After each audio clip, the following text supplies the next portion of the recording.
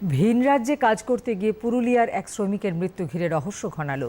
মৃত ওই পরিযায়ী শ্রমিকের নাম সুখেন মাহাতো। পুরুলিয়া বড়াবাজার থানার তুমরাশোলের বান্দরি গ্রামের বাসিন্দা তিনি। মৃতের বাবা ধীরেন মাহাতো জানিয়েছেন, মহারাষ্ট্রের পুনেতে কাজ করতে গিয়েছিলেন তার ছেলে। দুর্গাপুরে ঘটনাটা হয়েছিল, ওটা তো ডিউটি বলে যায় বেরিয়ে আনছে আমার ছেলে। আর ডিউটি থেকে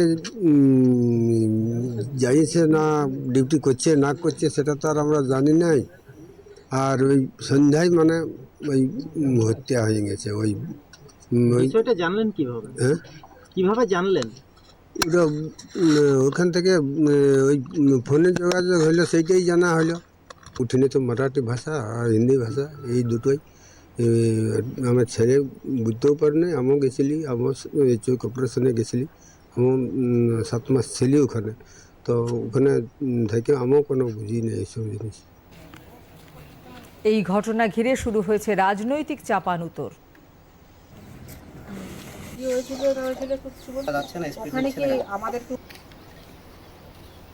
যে কোনো মৃত্যুই দুঃখজনক, বেদনাদায়ক, এবং যেভাবেই ঘটনা ঘটুক না কেন সেটা নিন্দনীয় হয়। মহারাষ্ট্রে যে ঘটনা ঘটেছে, আমি ঘটনা শোনার পরেই আমি সেখানে কথাও বলেছি। তারা বলেছে যে আমরা যেরকম তদন্ত করা উচিত তদন্ত করে, আর যা হওয়া উচিত আমরা অবশ্যই স্টেপ নেব আইনগতভাবে। পুরুলিয়া জেলা তথা জঙ্গলমহল থেকে প্রায় আনুমানিক প্রত্যেক জেলার থেকে 1 লাখের উপরে পরিযায়ী শ্রমিক বাইরে অস্থায়ীভাবে কাজ করতে যায়।